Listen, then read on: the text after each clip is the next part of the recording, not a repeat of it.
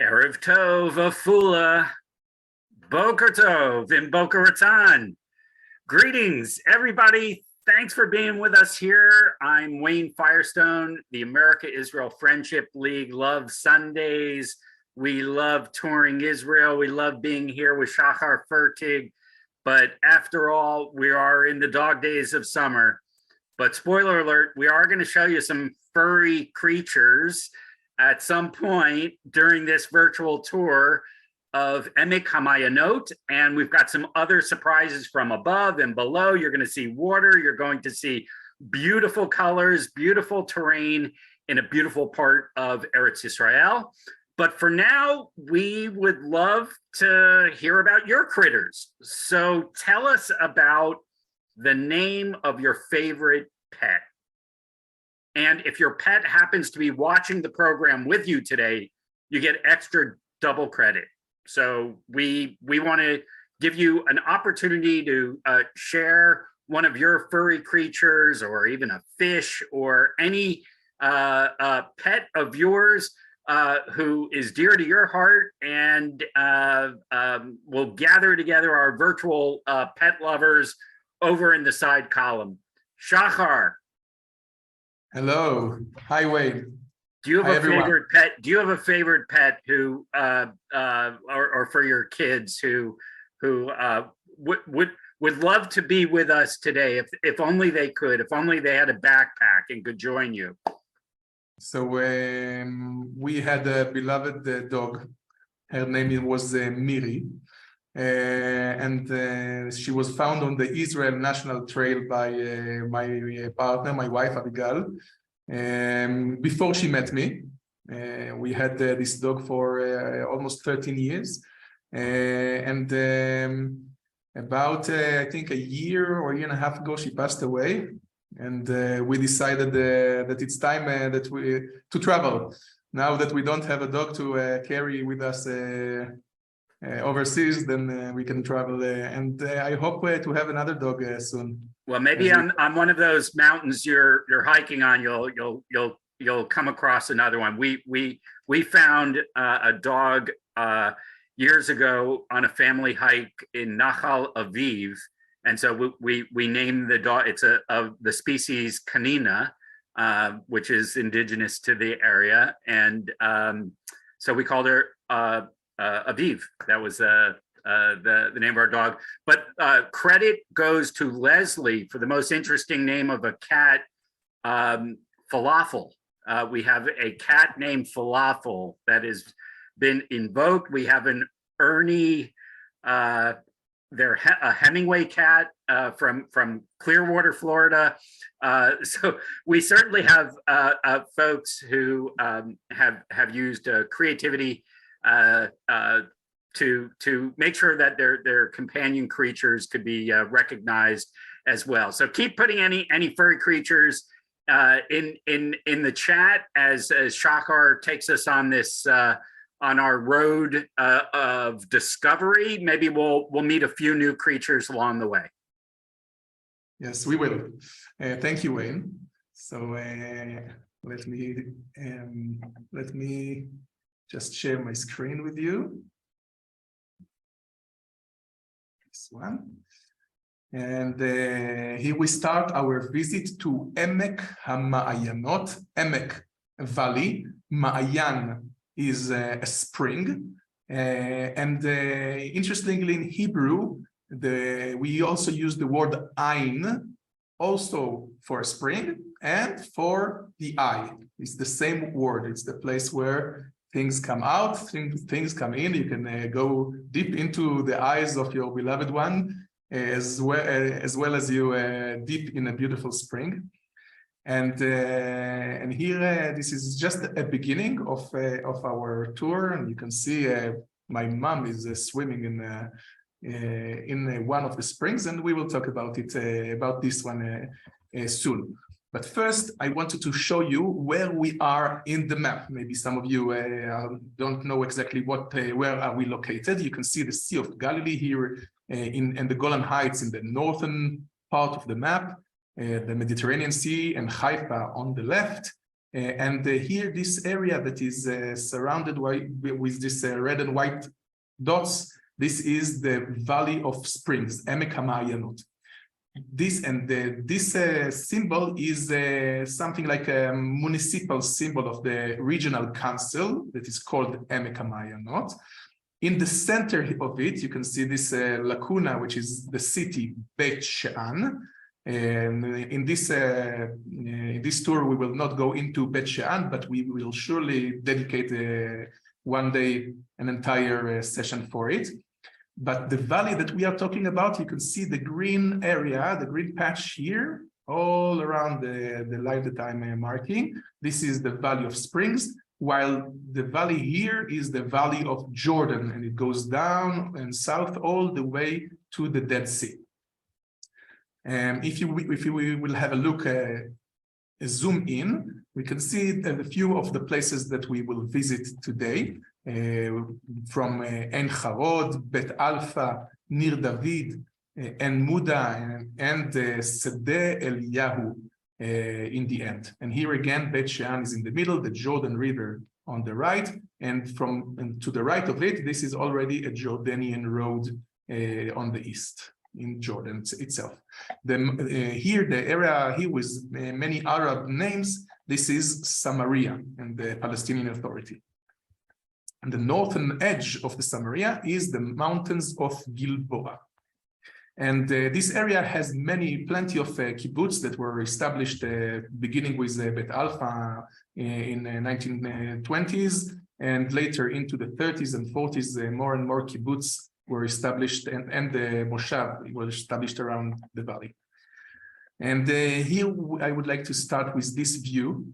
In the horizon, you can see mountains. We are in the valley, and these mountains are the northern edge of Samaria, and these mountains are called the Gilboa. Maybe some of you know the Gilboa, and you can see the quote of David's eulogy of Saul and Jonathan, as he cursed the mountains that they will never have rain again. As Saul and Jonathan and two other of Saul's sons died there, how the mighty have fallen in battle.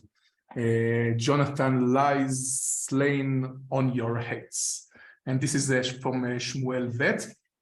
David found on the slopes of Mount Gilboa the dead bodies of Saul and his sons after they died in the fight against the Philistines. A young Philistine man gave him the crown and claimed to kill himself, the king, although the Bible tells us that Saul committed a suicide there. And David is sending a man to kill this guy because he claimed to kill the king. Only claiming to kill the messenger of God is enough for a death penalty in this moment. And this is where David is becoming a king. And here we are driving in the valley.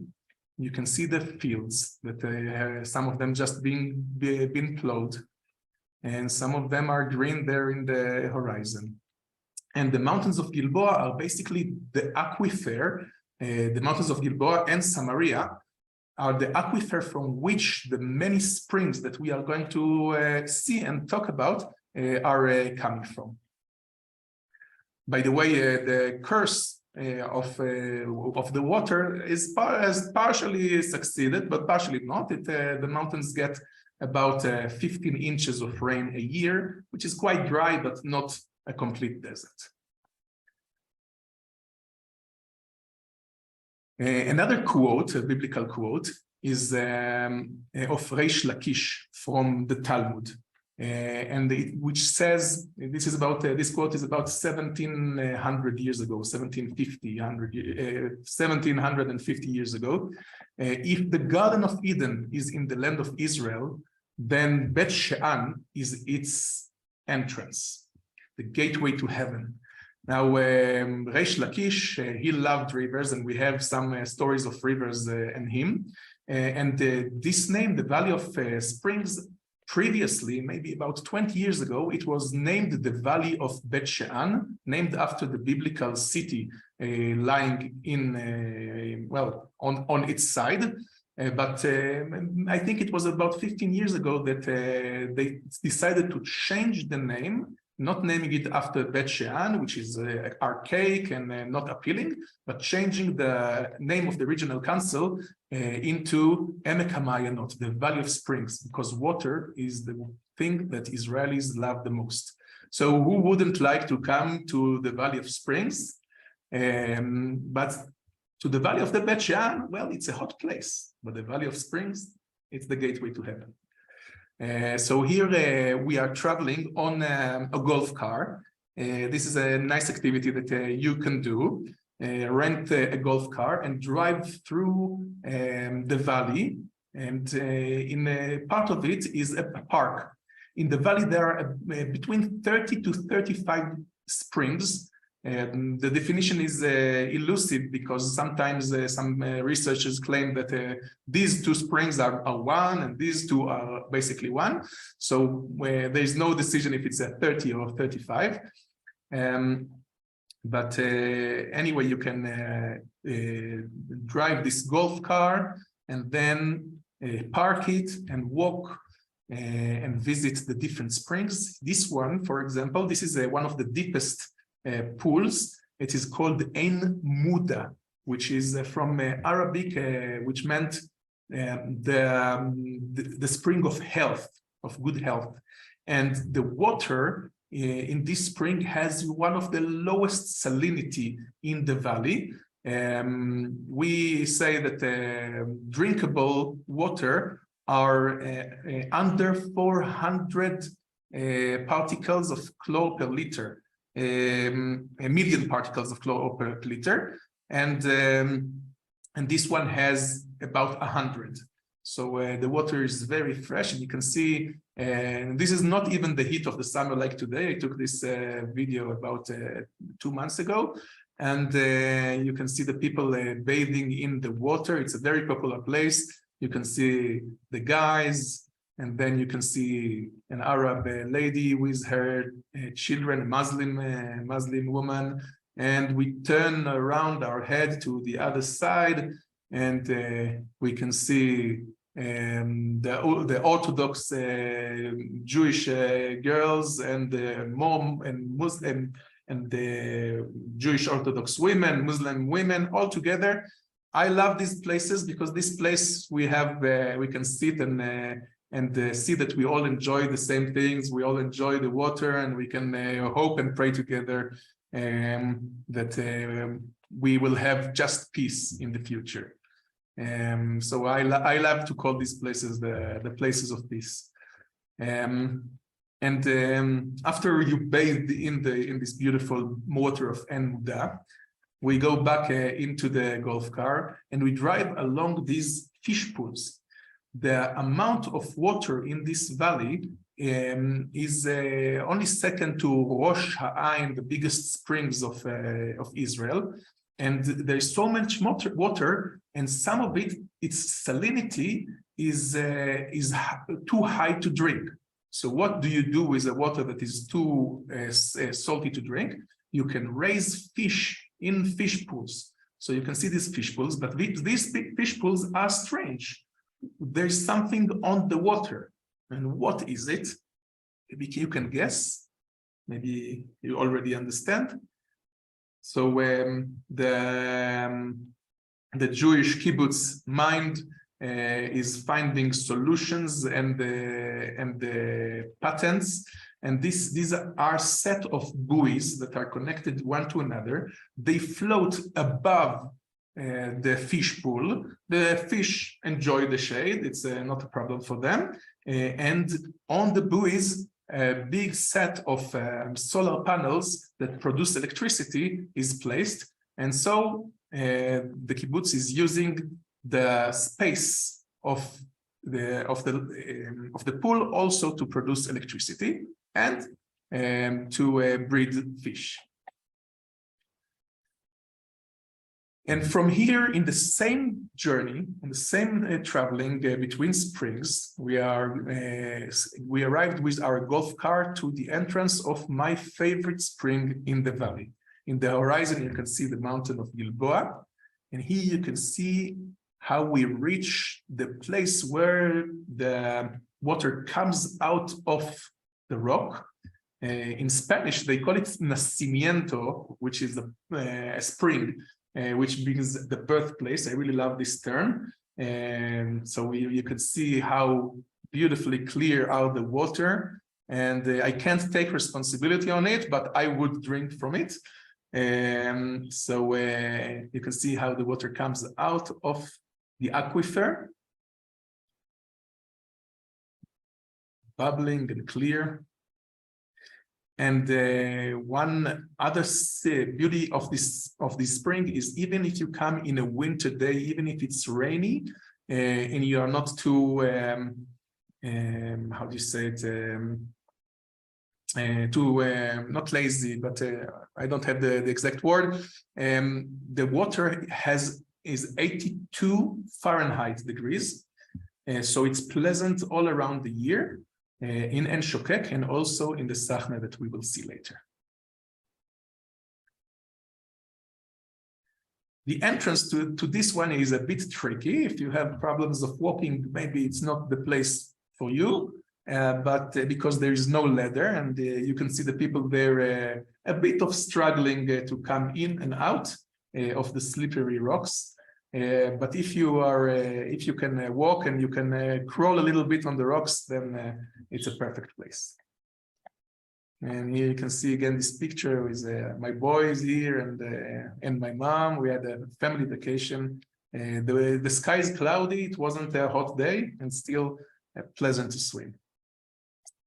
And if you don't come in a hot day, then there is a big chance that you will be there. You will have the pool for your own. On the journey in the Valley of Springs with the golf car, by the way, you can also walk there if you come in the days which are not too hot to walk in the spring or autumn, or even in the winter. You can just walk and see all these places hiking. It will take more time. It will be less efficient, but if you have the all day, then it's a beautiful, easy walk for the day. And here we arrived to Tel Soko. Tel Soko is a tell. If you remember, it's an archaeological hill. This one was never excavated. There are numerous places of ancient cities and towns that are buried underground. We recognize them as we see a hill, a trapezoid hill, and many of them were never excavated like this one.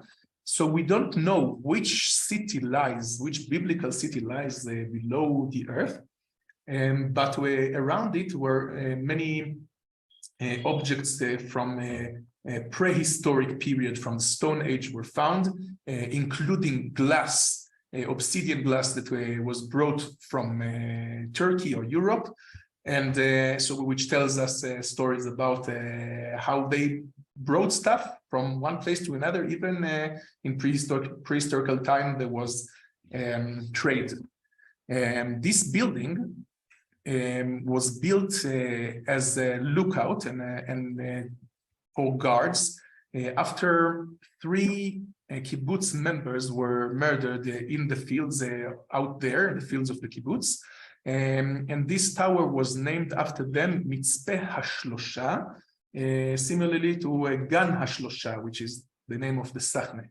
This attack was done on the 3rd of December, 1936. And if you remember the history, and we spoke about this year quite a few times in our virtual tours, 1936 is the year what it begins, the Great Arab Revolt.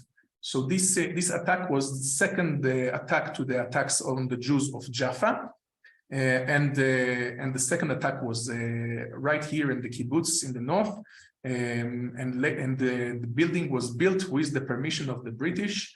And the legend says that the British gave a condition that it will stand until peace will come. So it is still standing, and in your visit to the Valley of Springs, you can see it. And from here, we are, as I said, we are talking about a valley with 30 different springs. Here, an historical site with a biblical story and a modern Zionist story in the same photo. In the bottom, you can see a little cave. This cave is the cave of Ein Harod. Maybe some of you can recall a biblical story about it. And this is the story of Gideon. In the days of Gideon, the Israelites were attacked. There was a need to fight back. 30,000 people were called from all around the tribes around the valley and gathered for the fight. But God told Gideon, the prophet, the judge, he told him, I don't want you to go to the fight with so many people, because with so many people, if you win, then the people say it wasn't God, it was the number of the people. So send everyone that is afraid away. And Gideon called and said, everyone that is afraid, go away of the fight. And about 20,000 left the field. 10,000 were left. And God said, it's not enough. Take them to the spring and choose them by the way that they drink. And Gideon let them drink. He was watching them, and God told him, those who knelt and drank straight from the water, don't take them. Like dogs, don't take them. But those who took the water with their hand and brought it to their mouth, take them to the fight. And they were 300. These 300 Gideon sent in 3 branches, attacking the enemy from 3 sides, a surprise attack. And the enemy was so surprised and so got so scared, they fled away. But these 300 could not finish the job and other of this fight. And the Israelites were called again to chase the fleeing enemy. So this is the story of Gideon with Ein Harod. It is the spring that comes out of the cave there in the bottom, and you can see a little pool. It's a park where you can also camp with a tent if you want. And above the cave, you can see a little house.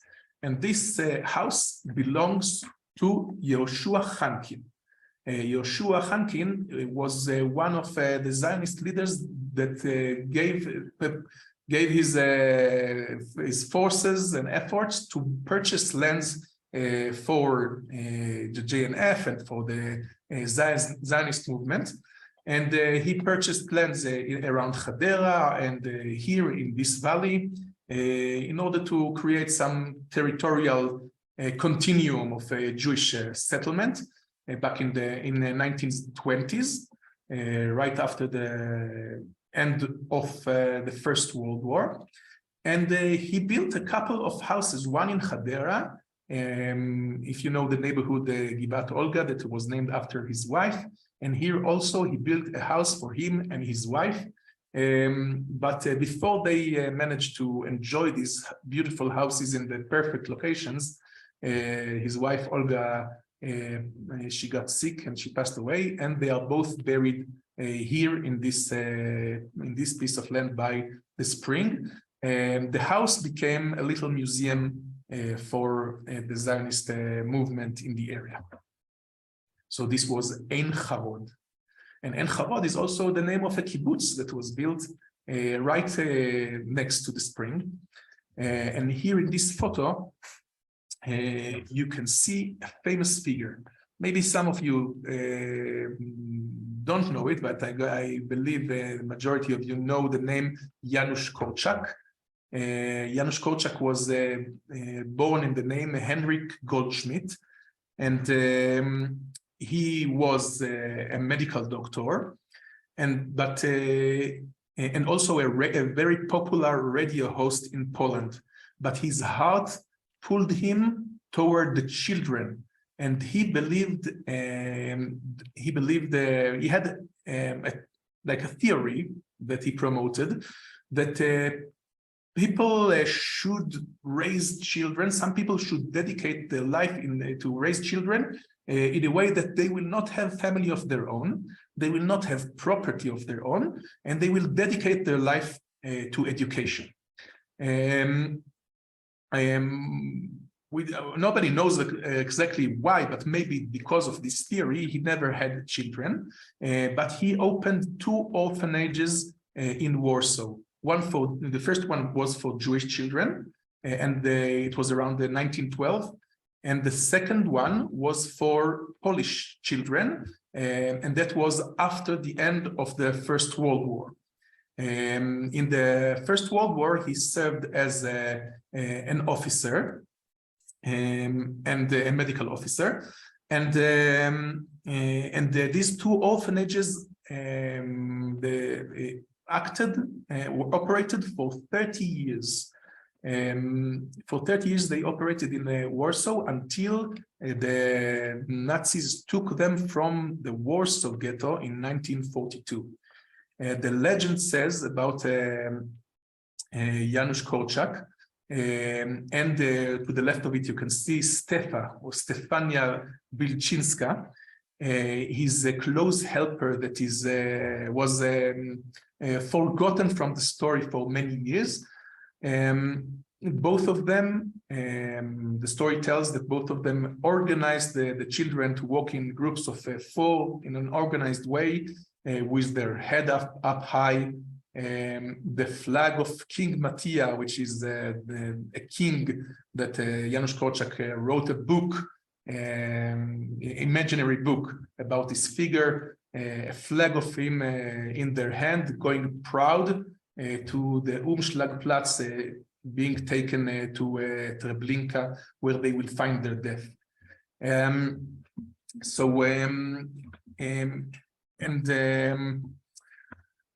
The story of Janus Kolchak, this dramatic story, because he was such a famous figure, and because he was a radio host and very well, and a medical doctor, a well-known person, he was offered numerous times to be saved, to be given a false identity card in order to get away from the Nazis, but he and Stefa, both of them chose to stay with the children to the end. So why do I tell you all this story about Janus Kolchak and Stefa? Because Stefa, after 20 years serving in the orphanages of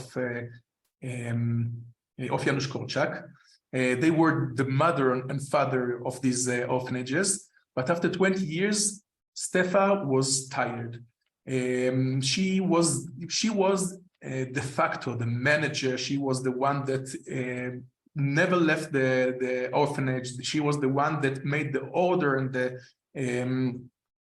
the rhythm of life, while he was researching and planning and having ideas. After 20 years, she was tired. She wanted to visit her friend that moved to Kibbutz Harod. And she moved to Kibbutz Harod, and over there she acted for a year and 2 months, giving her criticism on the kibbutz education of Harod, and giving to the kibbutz anything she could. But she said it will take 300 years to move them from their habits. In this picture, we can see Janus Kolchak visiting her. He visited her 2 times in the kibbutz, and this picture, he visited 1 time in 1934 and the second time in 1936, and he came to study and to learn about what the kibbutz education is doing, and to give them his ideas, to take ideas from them. And maybe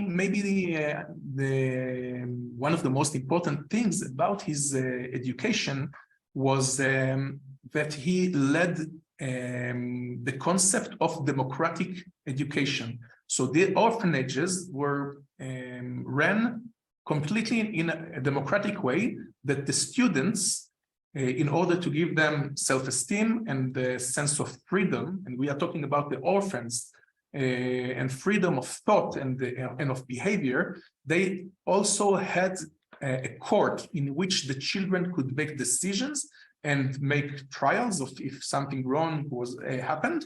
And one time they even trialed Janus Kolchak himself. He was under the trial. So he is considered to be one of the pioneers of democratic educations, and until today his books and his teachings are being taught. Shahar, we have a question just on the photo. Not everyone can see the apparently the name. So Kolchak, of course, this is such a phenomenal photo that you have here, and an incredible story I had never heard. Thank you so much for sharing. So Kolchak is right there in the middle with the cap, and the fourth from the left. So quite an iconic figure and a hero in Israel in his own right, and really a beautiful story with this connection to the kibbutz. Yes, indeed. A very moving story, and he has so many books, and whoever wants to expand his knowledge and connection to this figure, to Janus Kolchak or Henry Goldschmidt in his birth name,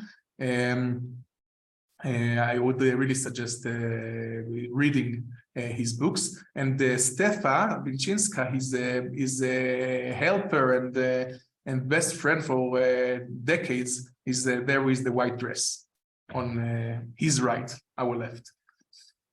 And this photo was taken from the archive of the Ghetto Fighters house, which is on the Western Galilee. But we will mention this building again soon. Actually, maybe now.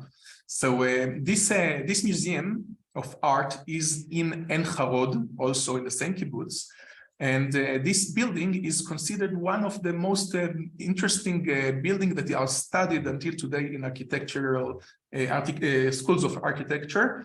And this building was, you can see the way that the building was designed, the windows in the middle on the top are giving most of the illumination of the building, which remind us of the international style that we visited in our visit to Tel Aviv. And this museum is considered to be the third most important museum of art in Israel, after the Tel Aviv Museum of Art. And here you can see outside of the museum, you can see this beautiful decoration. Now you may say, okay, I saw a shinier art, I saw a more impressive art in my life. But this was made in the 50s. The 50s were years that Israel absorbed all the diaspora and the Holocaust survivors, and people got tickets, stamps for bread. We call it the tzena, the modest years, where people lived in tents and wooden shacks for 15 years.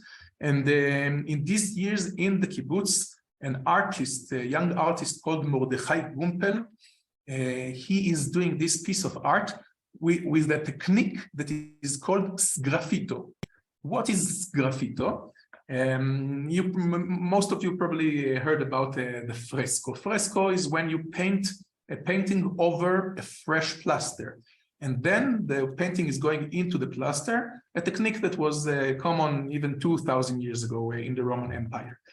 But this graffito is a different technique. Here, layers of plaster in different colors are layered one on top of the other, and then the artist, he curves into the plaster. So what you see, different colors are different layers of the plaster.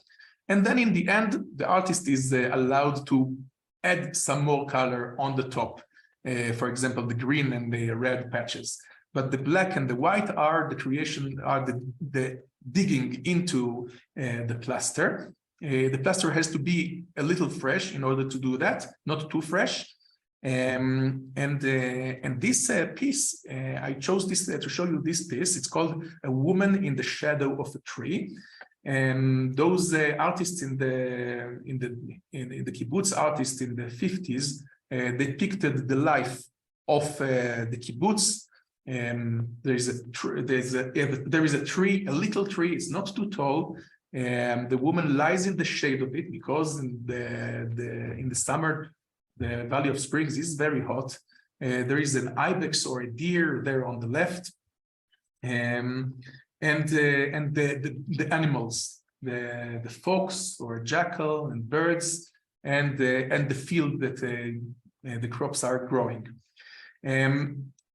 I chose this because when I visited the Museum of Tel Aviv of Art a couple of months ago, I found this piece of art.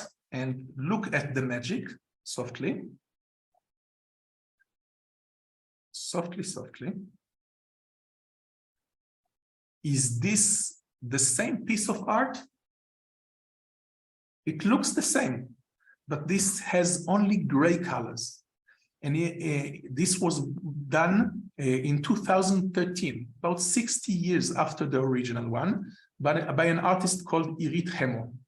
Irit Hemo took a plate of aluminum and she collected dust from cleaning her house, and with the dust she glued the dust on the aluminum. Now this work that is made of dust, first of all, it has a meaning which comes many times in her pieces of art, saying that the art itself is temporary. Like our life, like the things that we do, like the things that we create in the world, everything is temporary. And even if you make the effort and put the money to purchase one of her pieces of art, don't expect it to last forever. This one is made of dust. But why would you make a replica of a famous kibbutz historical piece of art and make it from aluminum and dust? Maybe you can think before I tell my answer. And here we are talking about, when we are talking about the kibbutz are today, most of them were privatized. So the dream, the socialist, sometimes communist dreams of living together and sharing all the belonging and sharing all the work is today, in the last decades, is fading. You can say that most of it has faded already. Only a few kibbutz in Israel are still keeping the original formation and the social formation, but most of them have been privatized, and each one will have their salary and their property and their income, and they will decide what to do with their money. So the idea of the kibbutz, which the glorious idea of the kibbutz, the heroic fighting the wilderness, the malaria mosquitoes, and keeping the borders of Israel, is fading with the years, which is symbolized here by the dust and the grayness of this photo. But I will take you back to the original one, Mordechai Gumpel and Irit Hemo, the modern one. And on the same style of art, you can see another piece of art, and in the Valley of Springs, in another kibbutz called Ashdot Yaakov. This building used to be the cinema, a monumental building, a very big building, and the decoration on it, by another young artist on his 20s, Arik Koren, with the same technique called graffito. And here you can see the life of the kibbutz, the young family, a couple, fishermen that are fishing there, collecting the fish. Today we have very large fish pools, as you could see, but here you can see they are going to the natural sources of water to collect the fish. This is the same building, but from a postcard back from when it was built, the cinema. And if we are talking about buildings and kibbutz, one of the most famous kibbutz in this valley is called Nir David. Nir David was named after David Wolfson, another famous Zionist leader. And you can see here a tower and some buildings, wooden huts, and around it a wooden wall in dark. This line that goes here, this line. And you can see a big body of water in this bright area to the right and bottom.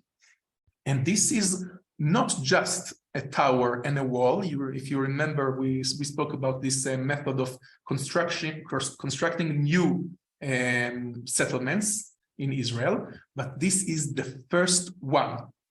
This is the first one that was established. There is a little debate because 3 days earlier, Kfar Chitin established a similar thing, but they did not build the wall, they just built the tower, and they used an ancient synagogue walls for the fortification. Why did they need to develop this technology?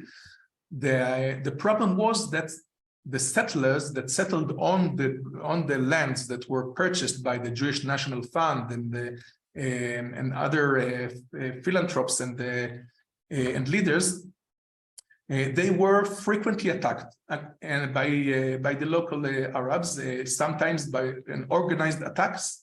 And you can see the year, this was built in Hanukkah, the 10th of December, 1936, the same period of the Great Arab Revolt, which had many attacks on Jewish settlements. And they needed a way to protect themselves. So they built the wall, 2 layers of wood, and then in between stones, pebble stones, and a watchtower in the middle. And this made it possible to protect themselves, to sleep in a safe place, and to see and to organize if somebody is coming to attack. Interestingly, the architect that designed the tower that you are looking is Shmuel Mestechkin. He was an architect that built numerous buildings in Kibbutz and in Tel Aviv, and he was an architect of the international style and the Bauhaus. So interestingly, the same architects that coming on the 30s, they come with the Bauhaus concept. He's also designing in 1934 this tower for the first time, and here it is being used 2 years later. After that, dozens of settlements were using this technique. Until 1939, it was with the permission of the British, but after 1939, the British did not allow it anymore, and the settlers were organizing all the equipment in kits, and then overnight building the tower and the wall. And when the morning comes, it's already standing and ready to protect itself. So I want you to look again at the slopes of Mount Gilboa in the horizon, the body of water closer to us.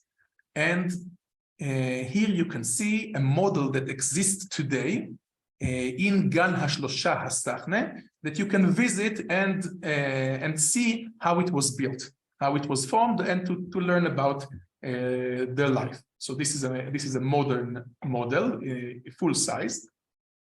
The size of it is about 100 square feet. It's not a very large thing. And here you can see a decade later, by a photo by a photographer that we already saw some of his photos, Kluger Zoltan. And you can see the kibbutz that is already growing. It's the end of the Second World War, the end of the Holocaust. And you can see again the body of water, which is this river that is called Asin from Arabic origins. And in Hebrew, we call it Amal, labor, work, the river of Amal.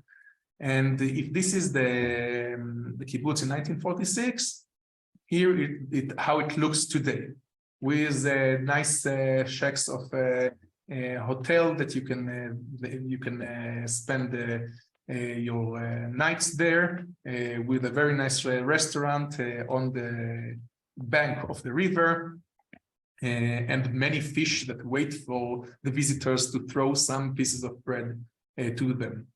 So this is again Nir David, is the kibbutz, the first kibbutz of Choma Migdal, and I think maybe, well, it's the kibbutz with the largest river that is crossing the kibbutz in the middle. This kibbutz had a controversy because people demanded, the people of the city Bet Shean demanded the right to bathe in the water. For about 11 years, there was a legal issue about it, and in the end, in last July, it was accepted that by the legal by the court that one shore should be open for the public. So this is the Asin that begins in Gan HaShlosha. This video was given to me by Mohammed Mahroum. He's from Nazareth. Unfortunately, it doesn't operate now, but maybe we can see it later. And this is again, this is Nachal HaKibbutzim. This is another source of water, another spring where you can take your family for a walk into the water. The walk there is about less than a mile walking in the water, but sometimes you have to remember that you will have to swim. You can see some people are bringing their different buoys and boats, and some children are just coming with buoys on the body, and you can walk it. And in the days of the summer, it's a very popular place. And this pool belongs to the Sachne. Again, 82 degrees in the winter, in the summer, beautiful deep pool with a lifeguard, with beautiful steps to go in, with showers, one of the most beautiful pools, and you can swim there between the fish and have a wonderful day in the lake.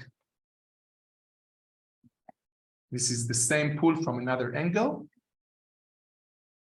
So you can see the people enjoying under the waterfall.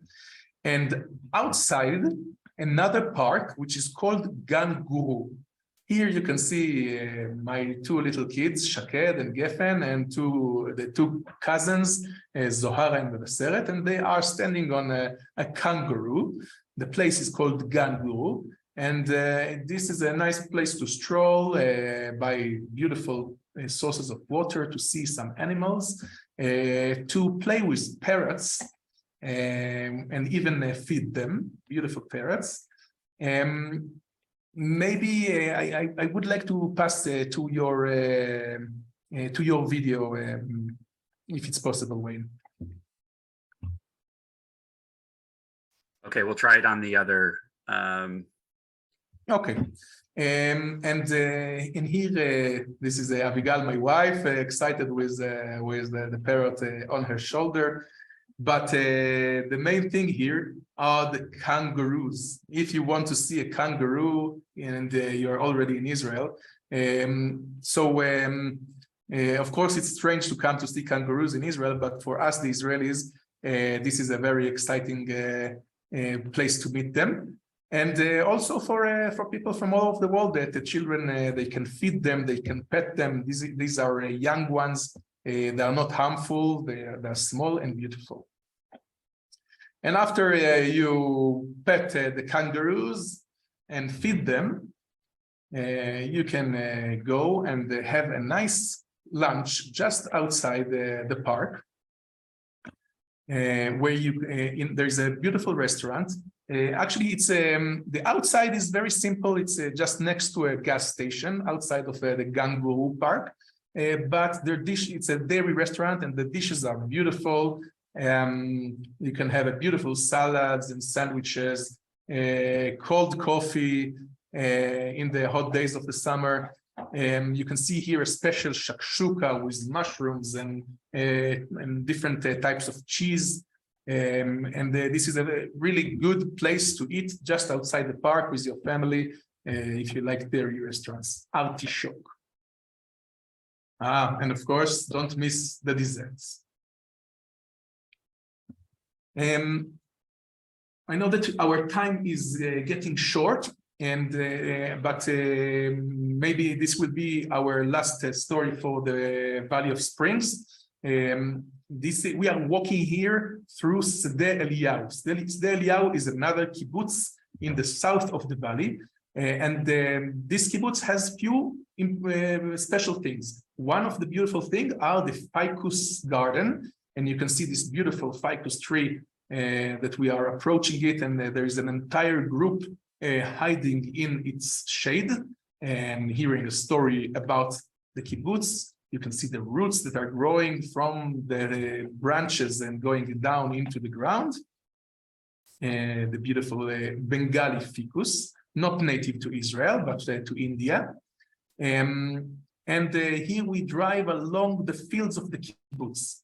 Now, what is this, maybe the most famous thing and exciting for me in this kibbutz is Biobe.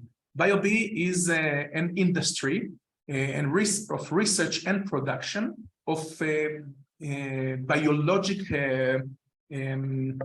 predators for pests that hurt plants.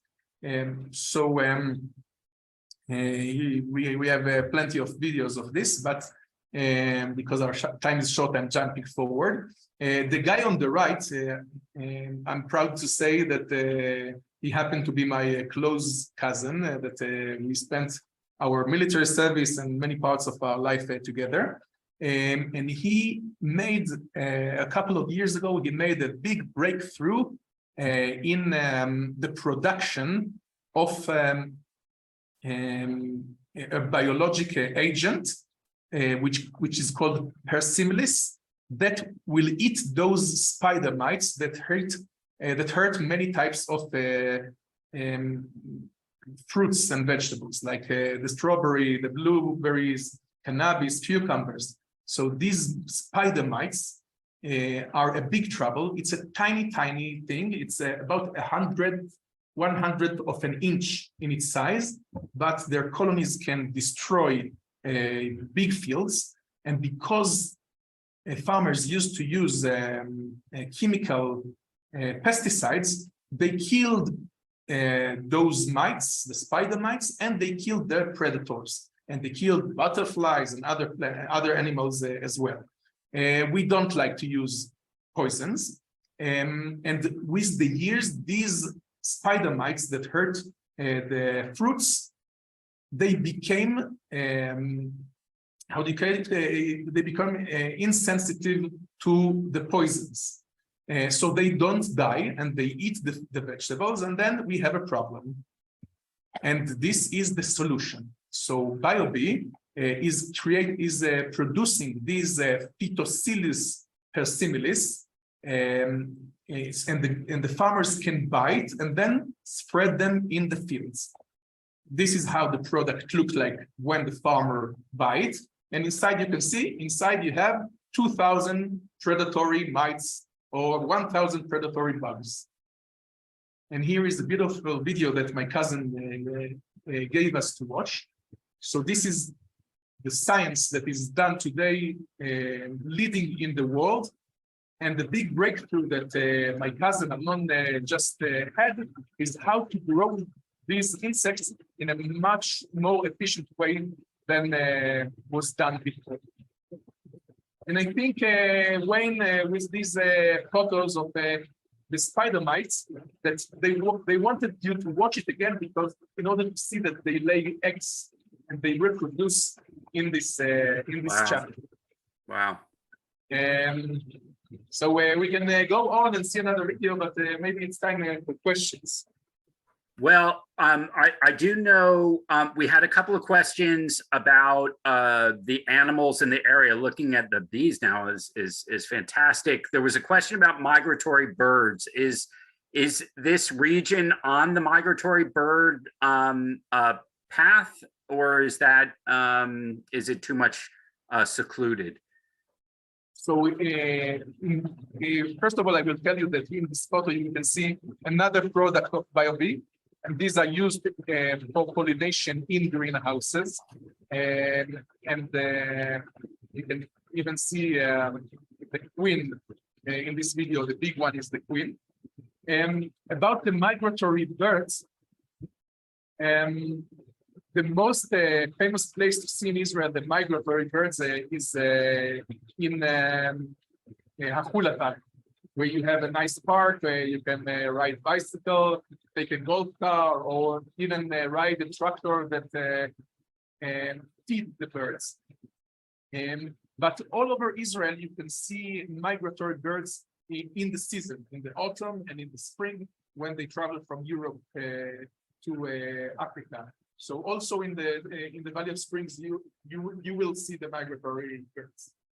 Well, since we can't actually see the birds today, we know that you have some video clips that allow us to be the migratory birds over this area. So I want to make sure we only have a couple minutes left, but I want to move Kadima so we can have that perspective and pretend we're all migratory birds today viewing this amazing region.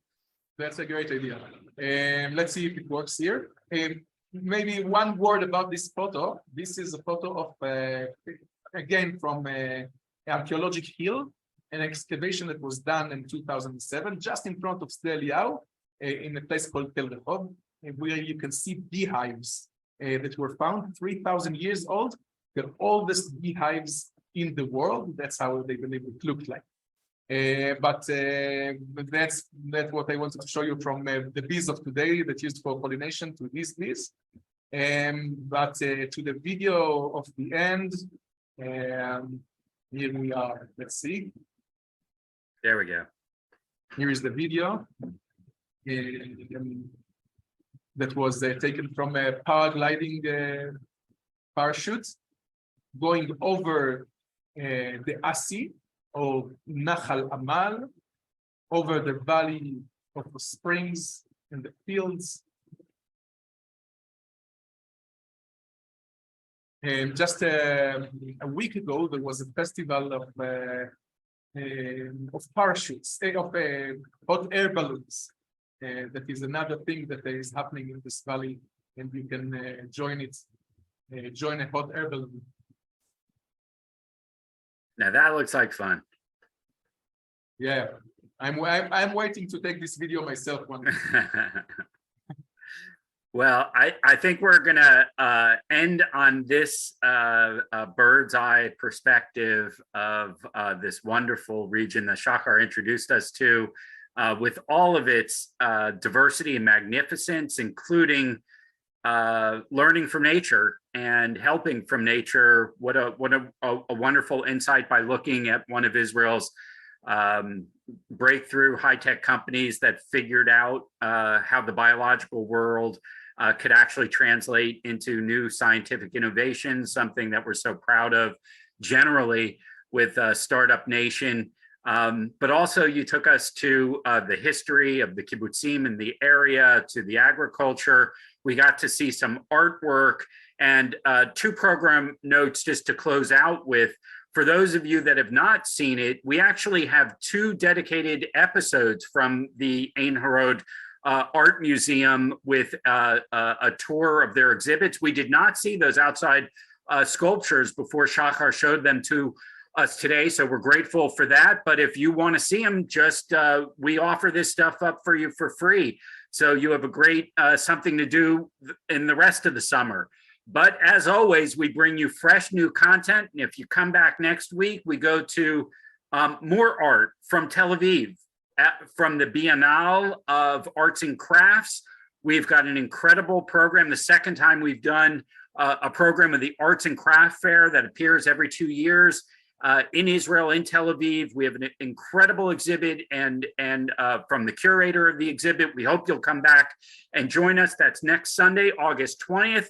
Shahar, safe travels with you and your beautiful family. We love that you let us in on a little bit of your adventures and your travels, both in Israel and around the world. And we're looking forward to doing more of the traveling virtually. And hopefully at some point, we'll be able to come do it with you in person in Israel as well.